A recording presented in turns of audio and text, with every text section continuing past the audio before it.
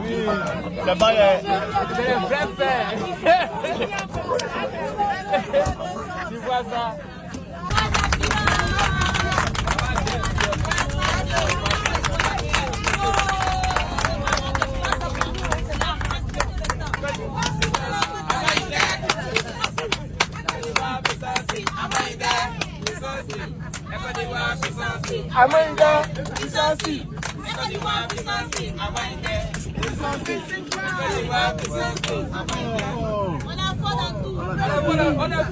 Terminal 2C.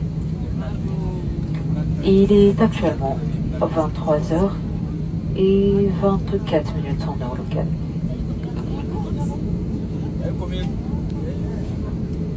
Vous pourrez détacher votre ceinture de sécurité à l'exception des fréquences hebdomadaires. Nous espérons que vous avez apprécié votre expérience à bord.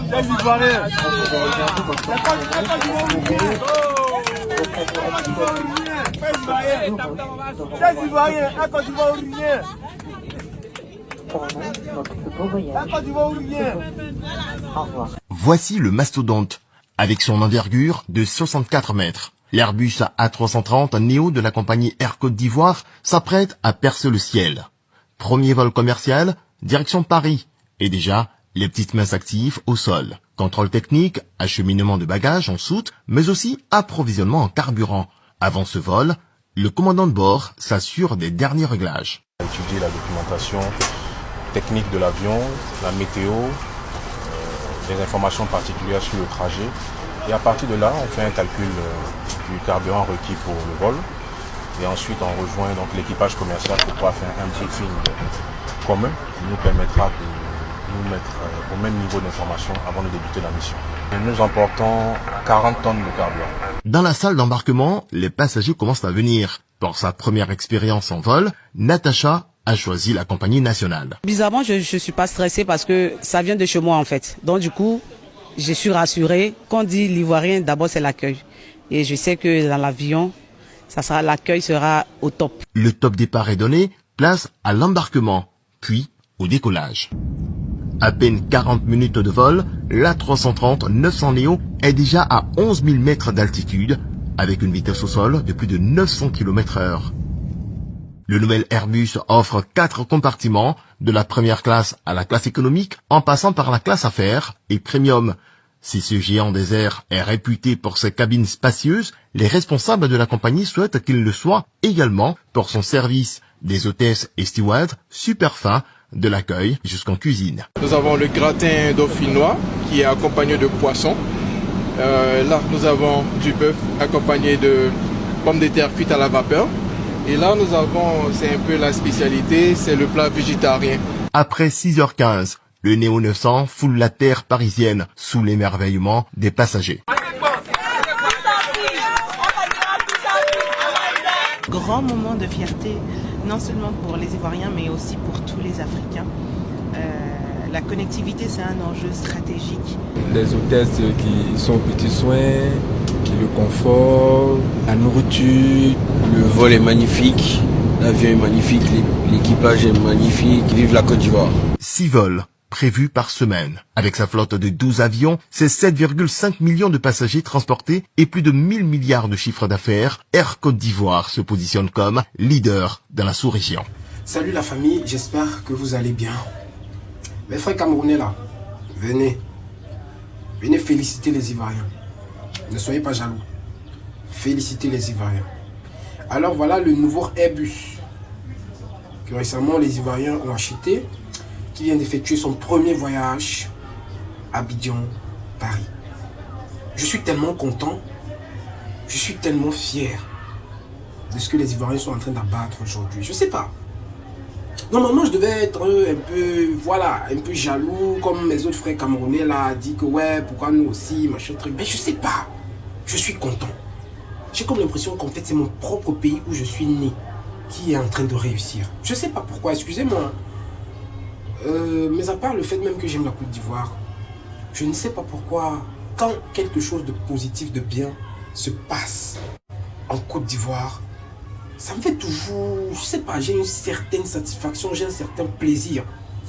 Je ne sais pas si c'est parce que peut-être c'est là-bas que je vais finir ma vie. Parce que je ne sais pas, je ne suis pas Dieu pour savoir ce qui va se passer aux années à venir. Même si je reste convaincu que la situation de mon pays au Cameroun changera bientôt. Parce que rien n'est éternel, vous voyez. On peut rester dans l'ombre pendant beaucoup de temps, mais il y a forcément un jour où même les zones qui n'étaient pas éclairées par le soleil finissent par voir la lumière du jour. Voilà. Donc Ivoiriens, je tenais vraiment à vous féliciter pour ce chef-d'œuvre. Je tenais à vous envoyer toutes mes motivations, mes vœux les plus grands, les plus meilleurs. Et vous dire que, sachez que vous êtes vraiment un pilier, vous êtes des leaders. Vous êtes des leaders. Je vais pas vous mentir, je vous assure que je suis ébloui du travail qui est abattu en Côte d'Ivoire aujourd'hui. Au début, je me pose la question de savoir, mais ouais, pourquoi pas nous? Pourquoi est-ce que nous aussi on ne peut pas faire des voyages internationaux? Hein? Pourquoi nous aussi on peut pas se déplacer, prendre voilà, nos avions ici et se retrouver dans un autre pays, dans un autre continent, pourquoi pas? Mais bon, le Cameroun a ses défaillances aujourd'hui qu'il faut accepter. Voilà, il faut accepter que nous sommes défaillants, mais le plus important soit que il faut que tout le monde se mette au travail. Voilà. On a besoin du mindset, de la persévérance de tous les Camerounais. Si on veut challenger les pays qui sont développés aujourd'hui, on a besoin que la jeunesse ne se décourage pas. On a besoin de marcher dans la même optique, de se tenir la main, voilà, partager notre vision et avancer ensemble. Même si aujourd'hui c'est difficile, peu importe le temps que la nuit dure, le jour finit toujours par se lever. Ivoirien, je ne sais même pas quoi vous dire. Je ne sais pas quoi vous dire. Tout ce qui se passe chez vous là, c'est une bénédiction de Dieu. Voilà. Pour moi, j'appelle ça une bénédiction. Parce qu'il n'y a jamais de bonnes actions sans bon résultat. Pour la petite anecdote, même si ce n'est pas une histoire propre à moi, c'est un film que j'ai vu dans lequel, voilà, il y avait une femme qui a rencontré un monsieur qui était très souffrant même. Et puis, elle s'est occupée du monsieur, mais le monsieur ne lui a jamais dit qu'il était riche. Vous voyez ce que je veux dire? Et quelques temps plus tard, le monsieur est mort. Il est décédé. Et la femme du monsieur, qui était retournée avec son amant, a appris la nouvelle et est revenue pour, voilà, pour prendre les biens de son mari. Voilà, de son mari, parce que elle était mariée au monsieur et ils avaient un enfant. Mais sauf que l'enfant qu'ils avaient, c'était même pas l'enfant du monsieur, mais plutôt de son amant. Et étant donné que la fille qui était infirmière, qui s'occupait de lui sans même le connaître, par sa gentillesse, son hospitalité, sa joie de vivre, le monsieur en mourant a dit que pour qu'il puisse se partager les biens, la maman, le fils et la fille également, parce que le monsieur estimait déjà la fille, il faudrait que la fille passe 1 an dans cette maison. Et le monsieur savait tout genre de torture que la fille allait subir, mais c'était la condition pour qu'il puisse se partager les biens. Et si la fille quittait la maison, et ben voilà, il y aurait plus possibilité de se partager les biens, c'est-à-dire que la mission aurait été un échec. À fin de compte, quand la fille a passé les 1 an, lorsque le papa a décidé de repartir les biens, dans son testament et dans la vidéo qu'il avait fait avant de mourir, la femme s'attendait à ce qu'elle ait une part, peut-être plus grande que celle de son fils et tout, mais seulement le père était très intelligent. Il a donné 20% de ses actions à son fils. Et il a informé dans la vidéo qu'il était déjà au courant que cet enfant n'était pas le sien. Et il a légué toutes ses entreprises ainsi que la maison à la fille qui s'était occupée de lui. Quant à la maman, elle n'a rien eu parce qu'elle était méchante. Et puis il y a le boy de la maison aussi qui était très assidu, très discipliné, qui a eu 5 millions chaque mois qui lui sera versé dans son compte. Et l'autre ménagère qui était alliée avec la maman méchante, elle n'a rien eu. La maman obligée de partir de la maison se retrouve comme ça face à des difficultés et puis dos au mur. Et plus tard, elle va demander pardon à la fille et à son fils. Vous voyez comment la vie nous enseigne même à travers des contenus.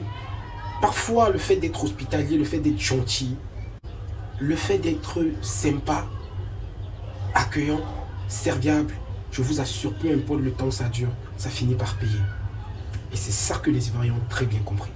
Les Ivoiriens n'attendent pas, ils n'attendent pas la justice des hommes, ils attendent la justice de Dieu.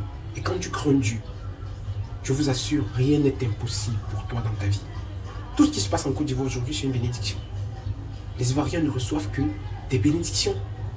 Vous allez me dire peut-être, ouais, la Côte d'Ivoire aujourd'hui, c'est vrai, hein, ils ont ci, ils ont ça, mais il faut aussi comprendre que quelque part, ils sont défaillants. Oui, c'est vrai, comme tous les pays d'Afrique d'ailleurs. Même les pays européens sont les défaillances. Mais retenons toujours une seule chose. Faire du bien est toujours bien. Qui sème le vent récolte la tempête. Il n'y a pas de fumée sans feu. Voilà. C'est clair. Bravo une fois de plus à vous les Ivoiriens. Et sachez que j'ai beaucoup de respect pour vous. Mais seulement, ne changez jamais votre cœur.